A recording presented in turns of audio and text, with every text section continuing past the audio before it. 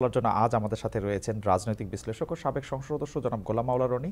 জনাব গোলাম মাওলা রনি, আপনাকে আমাদের অনুষ্ঠানে স্বাগত জানাই। আপনি আমাদের অনুষ্ঠানে আমাদেরকে সময় দিয়েছেন, সেজন্য আমরা আপনার প্রতি কৃতজ্ঞতা জানাই। আমাদের সাথে আরও থাকছেন এবি পার্টির সদস্য সচিব জনাব মুজিবুর রহমান মঞ্জু। জনাব মুজিবুর রহমান মঞ্জু, আপনাকেও আমরা স্বাগত জানাই এবং কৃতজ্ঞতা জানাই, আপনি সময় দিয়েছেন আপনার ব্যস্ত সময়ের মধ্যে থেকে।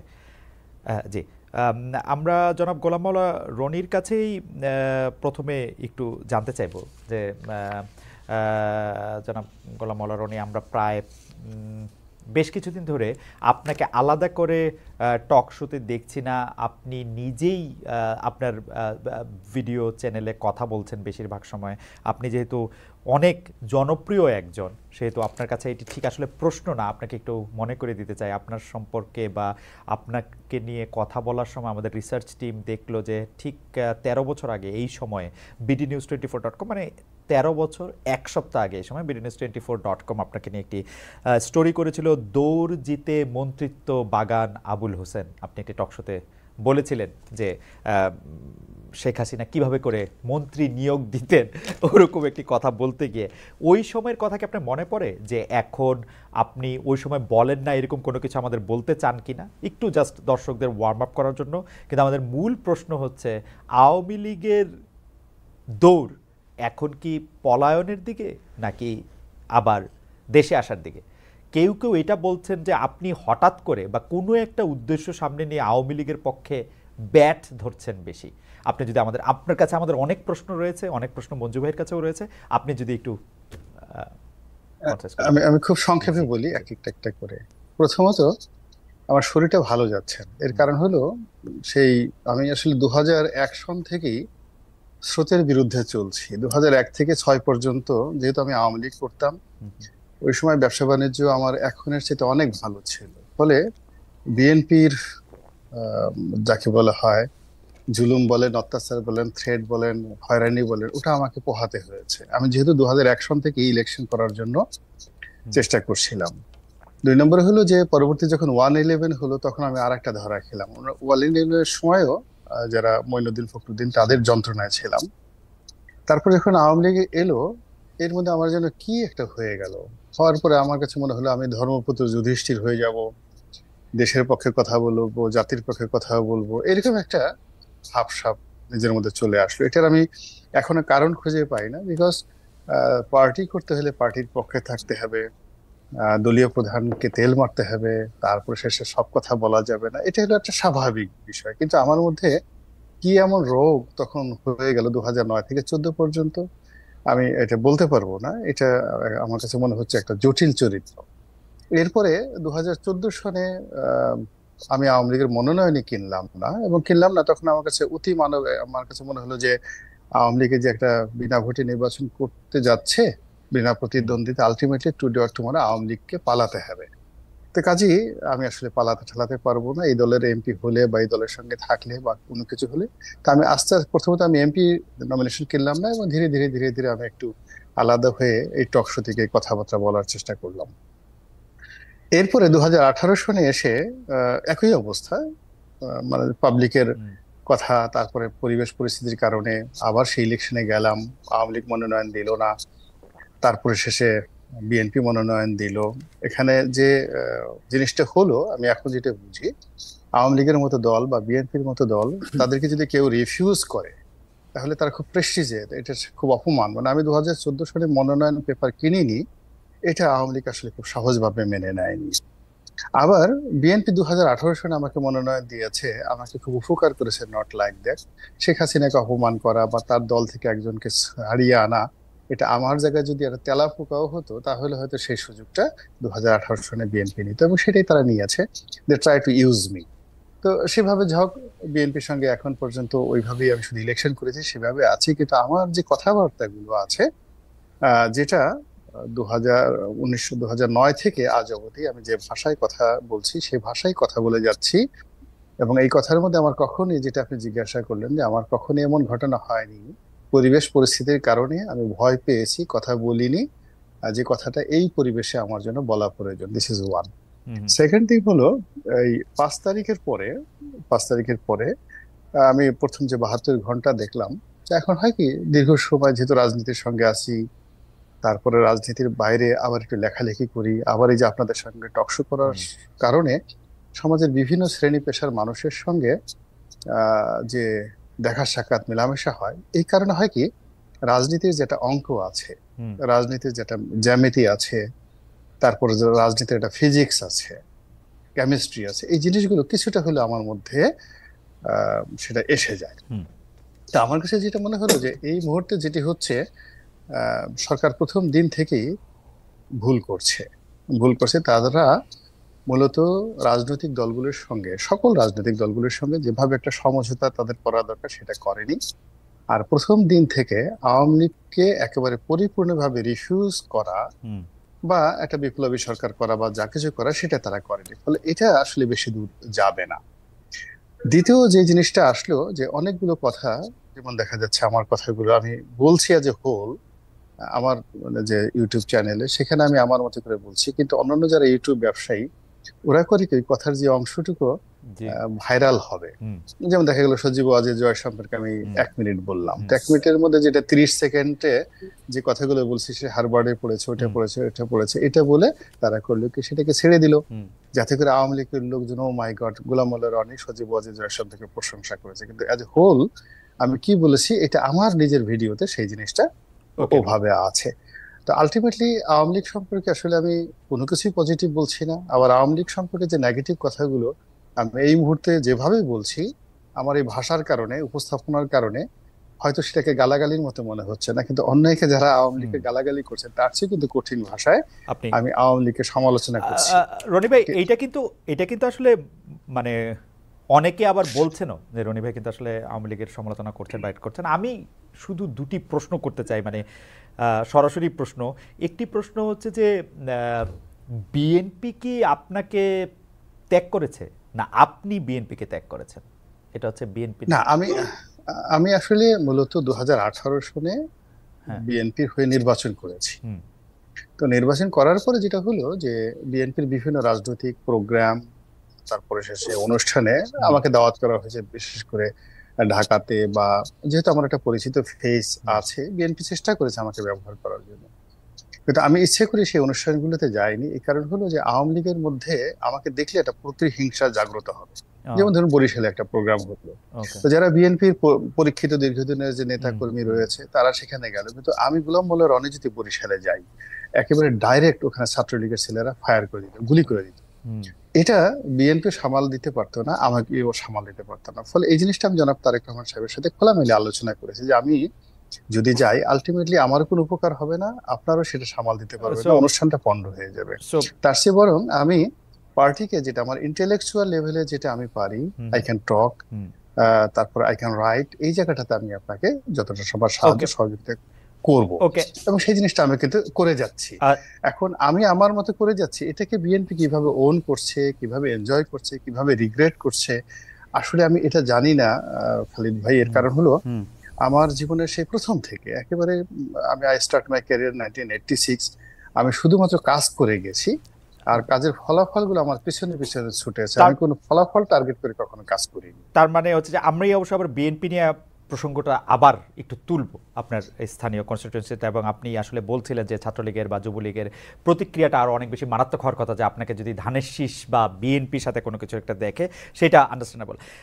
আওয়ামী লীগ সম্পর্কে আপনি একটা কথা বললেন যে এই ছাত্র জনতার বা লড়াইয়ের ফলে যে সরকারটা আসছে, সেই সরকারটা আসলে আওয়ামী লীগ সরকারকে প্রথম থেকে ডাকে নাই। কিন্তু আমাদের প্রশ্ন হচ্ছে, ধরেন রনি ভাই, আপনি সেই সরকারে আছেন, আপনি আওয়ামী লীগকে ডাকতে চান, আপনি কাকে ডাকতেন আসলে? আওয়ামী লীগের কে আছে বাংলাদেশে? আমি প্রথমত এই কথাটা আমি কোথাও বলিনি যে এই সরকার আওয়ামী লীগকে না, ডাকেন। একটু একটু আগে যে মানে এই অনুষ্ঠানে, তাহলে আমি শুনতে ভুল করেছি, এই অনুষ্ঠানে যে আপনি আওয়ামী লীগের কথাটা বললেন, সেটা কি বলেছিলেন? যে আওয়ামী লীগকে আমি প্রথম থেকেই একটু বাইরে রাখার চেষ্টা করেছে সরকার, বা ভেতরে নেয় নাই? না, না, না, না, আমি আওয়ামী লীগ না, আমি বলছি রাজনৈতিক দলগুলো। আওয়ামী লীগের কথা মানে বলেছেন আমি এটা রনি ভাই, না, সেইটা আওয়ামী লীগের কথা একটু করে বলেছেন। আওয়ামী লীগের কথা একটু না, করে, আমি বলে জি সেটি একটু আমি বুঝতে যেটা চাচ্ছি। জি, আমি জি রনি আমি ভাই, প্রথম থেকে যেটা বলেছি জি, যে যদি এই সরকার একেবারে প্রথম থেকে হুম, সমস্ত রাজনৈতিক দলগুলোকে, ছোট বড় সবাই, হুম, তাদেরকে একই প্ল্যাটফর্মে এনে একটা জাতীয় সরকার টাইপের কিছু একটা করতে পারতো, Right. বা তাদের কনসাস নিয়ে একটা সুন্দরভাবে একটা সরকার পরিচালনা করতে, এবং সম্মিলিত রাজনৈতিক সিদ্ধান্তে যদি আওয়ামী লীগ, ছাত্রলীগ, যুবলীগ সবগুলোকে নিষিদ্ধ করতো, তাহলে কিন্তু আজকের সমস্যাটা হতো না। কিন্তু আজকে যখনই আওয়ামী লীগ বা ছাত্রলীগকে নিষিদ্ধ করা হচ্ছে, ওই পলিটিক্যাল যে তাদেরকে প্রিভিলেজ দেওয়া হয়নি, এই জন্য অনেক দল দেখা গেল শুধুমাত্র এই কারণে এখন কেউ ছাত্রলীগের পক্ষে, নিষিদ্ধের পক্ষে কথা বলছে না। তো এই জিনিসটা আমি বলার চেষ্টা করছি যে বিপ্লবের প্রথম 7 ডেজ এর মধ্যে যেটা সম্ভব ছিল, ইভেন যেদিন শেখ হাসিনা পালিয়ে চলে গেলেন, ঠিক 24 ঘন্টার মধ্যে তারা যদি থ্রেড দিতেন, তাহলে জনাব চুপ্পু সাহেবও কিন্তু চলে যেতেন, একেবারে চলে যেতেন, 1 মিনিটও দেরি করতেন না তিনি।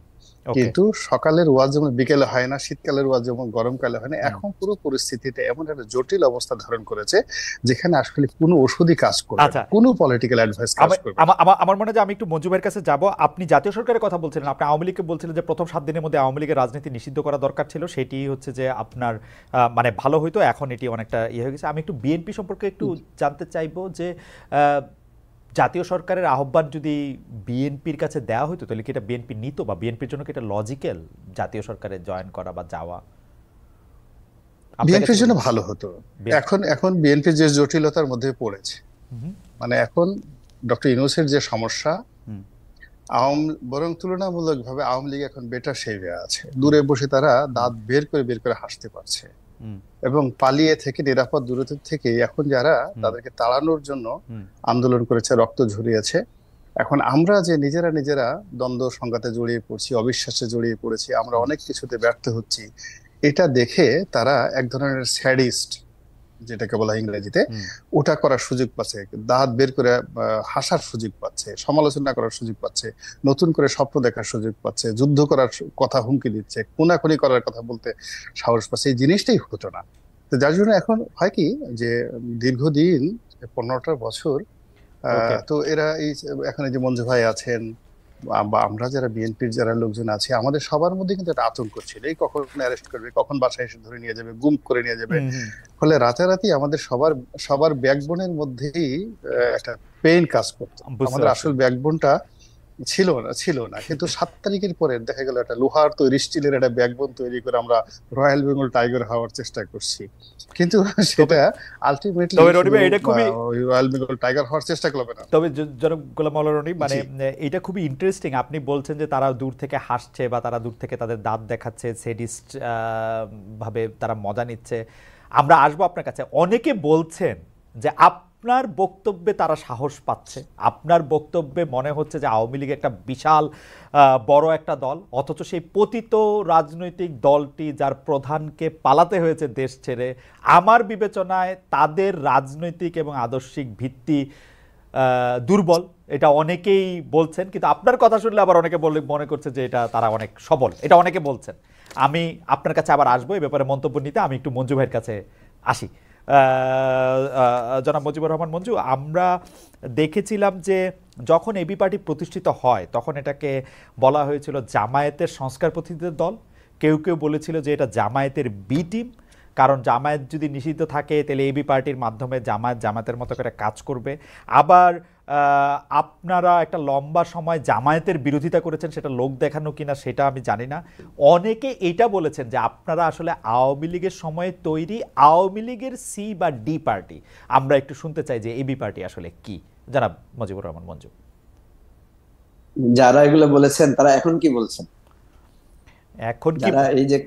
এখন কি বলছেন সেটা আমরা জানতে চাইবো। দর্শকদের যদি কোনো মন্তব্য থাকে তাহলে এটা আমরা জানাবো। আমাদের মনে হয় যে এবি পার্টি আসলে কি, এই প্রশ্নটা রয়ে যাচ্ছে। আপনারা আসলে যেহেতু আওয়ামী লীগের সময়ে তৈরি, আওয়ামী লীগের হয়ে কথা বলা, বিশেষ করে জামায়াত ইসলামীর রাজনীতিকে যখন নিষিদ্ধ করা হয়েছে, তারা যখন অত্যাচারিত হয়েছে, তাদেরকে যখন বাদ দেওয়া হয়েছে, তখন আপনারা রনিবের ভাষায় বলি, আপনারা দূর থেকে তাকিয়ে একটু হেসেছেন। তো সেইটার জন্য লোকজন আপনাদের কেমন ভাবে নেয়, এইটা আমরা একটু জানতে চাই আপনার কাছে, যে মানে আচ্ছা, প্রথম কথা হচ্ছে যে এই প্রশ্নগুলো যখন এসেছে তখন আমরা এই প্রশ্নগুলোর ব্যাপারে তখনই জবাবগুলো দিয়েছি, কিন্তু আসল সমস্যা হচ্ছে কি, আমাদের জবাবে তো মানুষ সন্তুষ্ট হবে না, মানুষ কাজ দিয়ে দেখতে চায়। যেমন ধরেন, আমরা যখন, এটা আপনিও জানেন, আপনার সাথে আমার আগেও একটা শো হয়েছিল, সেখানে আমি বলেছিলাম আমাদেরকে প্রথমে দুটো মানে দুই দিকের কথা শুনতে হয়েছে। কেউ মনে করেছে আমরা সরকারের পক্ষ থেকে সৃষ্ট একটা দল জামাতকে ভাঙার জন্য, আবার কেউ বলেছে যে আমরা জামাতেরই বি টিম, জামাতের ক্রাইসিস হয়েছে বলে তৈরি হয়েছি, জামাতের সুদিন আসলে আবার ফিরে যাব। তো এখন প্রথম কথা হচ্ছে যে আহ, সরকারের বি টিম কিনা আমরা, হ্যাঁ, বা সরকারের সৃষ্ট কিনা আমরা, সেটা কিন্তু আমরা তখনই চ্যালেঞ্জ দিয়েছিলাম। এবং এরপর আপনারা দেখেছেন আমরা সংগ্রাম করেছি, আমাদের নিবন্ধন পাইনি, আমাদের দলকে অগ্রসর করতে দেওয়া হয় নাই, আমাদের দলের নিবন্ধনের সব দিক থেকে যোগ্যতা অর্জন সত্ত্বেও তারা আমাদেরকে নিবন্ধন দেয়নি, এবং সরকারের গোয়েন্দা সংস্থা কিভাবে আমাদেরকে হয়রানি করেছে সে বিষয়গুলো আমরা বলেছি। আর জামাতের বিষয়টা তো তখনই ক্লিয়ার হয়েছে, আমরা বলেছিলাম যে আমরা কোনো ধর্মভিত্তিক দল না, আমরা কোনো মতাদর্শ নির্ভর দল না, আমরা সম্পূর্ণভাবে একটা মূলধারার অধিকার ভিত্তিক রাজনৈতিক দল। এবং আমি মনে করি যে আমাদের এই 4-5 বছরের যে পথ চলা, এখানে সবাই এটা বুঝেছে যে এবি পার্টি একটা ইনক্লুসিভ ফর্মের দল, কোনো মতাদর্শিক বা ধর্মভিত্তিক রাজনৈতিক চিন্তার দিকে তাদের অভিমুখ না। তাদের অভিমুখ, যে অভিমুখটা এবারে পরিবর্তনটা হয়েছে, যে অধিকার ভিত্তিক চিন্তা থেকেই একটা গণবিপ্লব, এই অভিমুখটাই আমাদের রাজনীতি ছিল। ফলে আপনি দেখবেন যে এখন অনেকেই আমাদের রাজনীতিকে গুরুত্ব দিচ্ছেন, অনেকে আমাদেরকে অ্যাপ্রিসিয়েট করছেন। এবং ইভেন একটা ছোট্ট স্মৃতির কথা বলি, সেদিন একজন বামপন্থী একজন নেতার সাথে খুব দেখা হলো, উনি অন্তরঙ্গভাবে জড়িয়ে ধরলেন।